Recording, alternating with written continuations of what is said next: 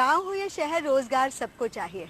और यदि रोजगार की मांग करने की बजाय आप रोजगार प्रदान करने में सक्षम हो जाएं तो कितनी बढ़िया बात है।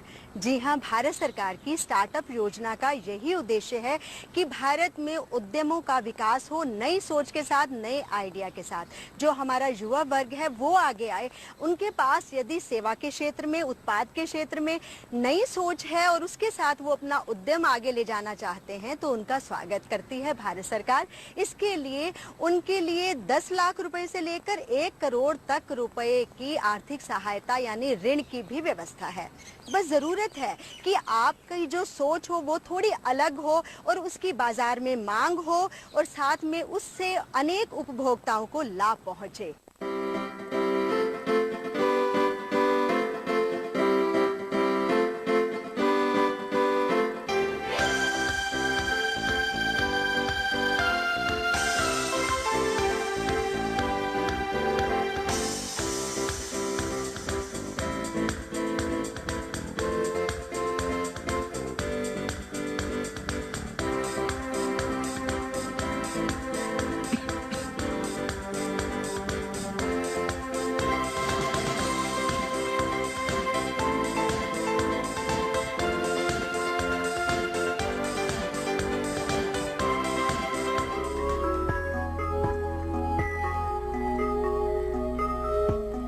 स्टार्टअप इंडिया से लाखों युवाओं ने अपने सपनों में रंग भरना शुरू कर दिया है।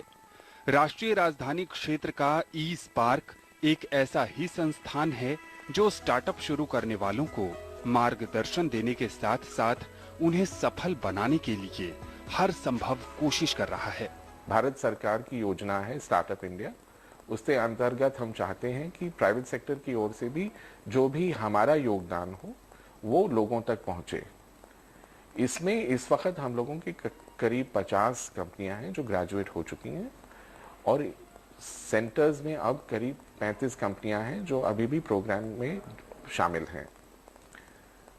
प्रोग्राम का तात्पर्य सिर्फ ये है कि लोगों को जो आइडियाज़ हैं, जो बहुत अच्छे आइडियाज़ अभी हमारे देश में आ रहे हैं, उनको हम लोग बिजनेस चलाने का जो तकाजा है उसके संग कैसे हम लोग कंबाइन कर सकें। क्या होता है कि कई बार लोगों के पास बहुत बढ़िया आइडिया होता है लेकिन बाहर एक्चुअली बाजार में उसको कैसे इम्प्लीमेंट करना है कई बार चूक जाते हैं अनजाने में।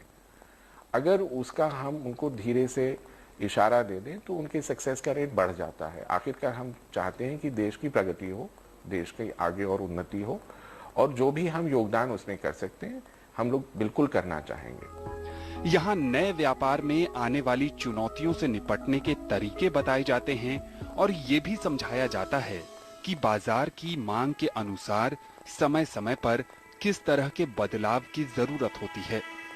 हम लोग जो है जितने भी नई कंपनियां होती हैं उनको उनके संग एक डेडिकेटेड रिसोर्स एलोकेट करते हैं जिससे वो जो हमारा इनेबलर है वो कंपनियों के संग उनको हर कदम पे सलाह दे। जो पूरा मकसद इस प्रोग्राम का ये है कि जो भी एंटरप्रेन्योर हो वो अपने पैर पे खुद खड़ा हो सके या खड़ी हो सके। दोनों को हम चाहते हैं कि हम उनके संग संग चलें लेकिन जो पूरा दारोमदार है उनके बिजनेस का वो खुद अपने आप चलाएं, क्योंकि अगर वो नहीं कर पाएंगे तो फिर उसमें आगे उनको जाके तकलीफ होगी और ये हम नहीं चाहते कि उनके बिजनेस में आगे जाके उनको तकलीफ हो। जितना भी हम उनको सपोर्ट कर सकते हैं हम करना चाहते हैं। ई स्पार्क ने अपने अब तक के सफर में कई लोगों को अपनी मंजिल तक पहुंचाने में मदद की है। यहाँ से ट्रेनिंग लेने के बाद अपना स्टार्टअप खोलने वाले कई एंटरप्रेन्योर सफलता की ओर कदम बढ़ा चुके हैं।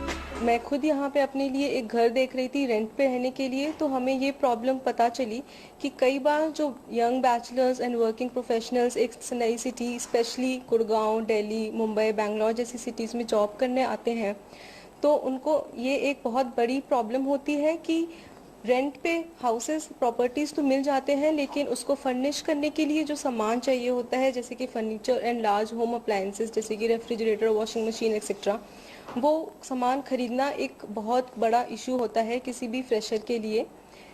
उसके अलावा अगर हम दूसरा ऑप्शन मिलता है कि हम एक फुल्ली फर्निश्ड हाउस को ही रेंट पे लें, लेकिन कई बार जो फुल्ली फर्निश्ड हाउसेस के रेंटर होते हैं वो रेंट काफ़ी ज़्यादा होते हैं कंपेयर टू अनफर्निश्ड प्रॉपर्टीज़। इसलिए हमने फ्रीक्वेप स्टार्ट किया। हमारे प्लेटफॉर्म के थ्रू लोग furniture and home appliances rent पे ले सकते हैं, और इसी के साथ अगर वो किसी भी टाइम पे वो सामान वापस करना चाहें तो वो वापस कर सकते हैं, चाहे तो 3 महीने के बाद, 6 महीने के बाद, 5 महीने के बाद, at any point of time. अगर उनको लगता है कि उन्हें किसी भी कारण की वजह से या तो मूव करना पड़ रहा है या उनकी कोई और रिक्वायरमेंट है, तो वो सामान किसी भी टाइम पे रिटर्न किया जा सकता है। इस तरह से उनके ऊपर एक बहुत बड़ा बर्डन होता है जो कि सामान खरीदने का, उसको अगर कहीं शिफ्ट करते हैं तो सामान साथ में शिफ्ट करने का, ट्रांसपोर्टेशन कॉस्ट करने का, ये सारी कॉस्ट्स भी बचती हैं और एक बहुत ही सुविधाजनक उपाय मिलता है लोगों को। समय के साथ कारों की संख्या में इजाफा हुआ है। कारों से जुड़ी किसी भी तरह की परेशानी को दूर करने के लिए अंकित का स्टार्टअप लोगों को राहत दिला रहा है। सौरभ और मोहित के साथ हमने कारपीको स्टार्ट किया। कारपीको एक ऑनलाइन प्लेटफॉर्म है जहां आप अपने कार के related car service, car wash, checkup, सारी सर्विसेज आप ऑनलाइन बुक कर सकते हैं। कुछ टाइम पहले हमने ये प्रॉब्लम खुद ही फेस की थी। हमारे पास कार थी, हमारे कार में प्रॉब्लम्स हुई, हम अलग अलग वर्कशॉप पे गए, मैकेनिक्स को दिखाया, कहीं हमें संतुष्टि नहीं मिली। कोई हमें अलग अलग प्राइस रेंज बता रहा है, कोई बोल रहा है कार में ये इशू है, वो इशू है। तो एक ट्रस्ट का फैक्टर था जो इस सर्विस सेक्टर में मिसिंग था। इस प्रॉब्लम को सॉल्व करने के लिए हम तीनों ने मिलकर कारपीको की स्टार्टिंग की, और कारपीको से अब कोई भी कस्टमर्स आराम से ऑनलाइन आके सारी की सारी जो भी कार वॉश होती है, सर्विस होती है, ये सारी सर्विसेज बुक कर सकता है। हम 24/7 ब्रेकडाउन सर्विसेज भी देते हैं, जिसमें अगर आपकी कार कहीं रोड पे खराब हो गई या कोई इशू आता है, उसमें हमारा मैकेनिक विद इन 30 मिनट्स आके आपकी कार को सही करके जाएगा।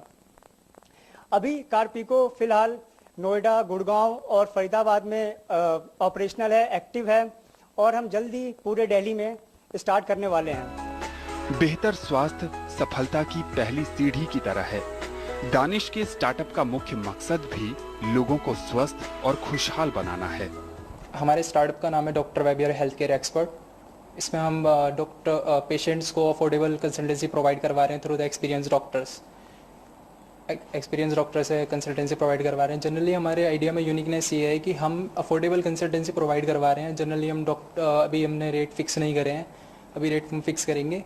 देन हम करवा रहे हैं ऑनलाइन एप्लीकेशन बेस पे, एंड जेनेरिक मेडिसिन हम इसमें प्रिस्क्राइब करेंगे, टोटली जेनेरिक मेडिसिन, क्योंकि generic medicine generally branded medicine से चीप होती हैं। चीप इसलिए होती हैं क्योंकि वो अनब्रांडेड होती हैं, उसमें कोई क्या कहते हैं एडवर्टाइजमेंट का कॉस्ट नहीं होता है। एंड हमने जनौषधि स्टोर है, जनौषधि मोबाइल ऐप है, उसमें जेनेरिक मेडिसिन आती है, तो उसके साथ एक फार्मासिस्ट हमारा 24/7 अवेलेबल रहेगा, जो मेडिसिन देने के लिए एक पर्टिकुलर लैंडमार्क पाएगा एरिया के, एंड देन उसमें जाकर आप अपनी मेडिसिन कलेक्ट कर सकते हैं। सूचना तकनीक के क्षेत्र में अपार संभावनाओं को देखते हुए इस ओर लोगों का ज्यादा रुझान देखने को मिल रहा है। कर्णवीर सिंह का स्टार्टअप भी आईटी सेक्टर से ही जुड़ा है। तो मेरे आईटी स्टार्टअप का नाम है नियोनेक्स टेक्नोलॉजी। सन 2003 से ये मेरे माइंड में स्टार्टअप के बारे में आइडिया आया था, और आज ये ऑफिशियल लेवल पे इनकॉर्पोरेट हुआ पड़ा है। तो अभी 2.5 साल हो गया इसको स्टार्टअप बने हुए, और मैंने इस स्टार्टअप के लिए जितना अभी वर्क किया है वो एक आगे फ्यूचर फ्रेमवर्क के बनाने के लिए एक लिगेसी काइंड है। जैसे कि हमने देखा होगा कि सीडेक, सीएसआईओ, ये जितने भी भारत सरकार के हैं ये एडवांस रिसर्च करते हैं, बट प्राइवेट स्पेस में ऐसा कोई मतलब स्टार्टअप आना नहीं चाहता है जो आउट एंड आउट एक रिसर्च का काम करे।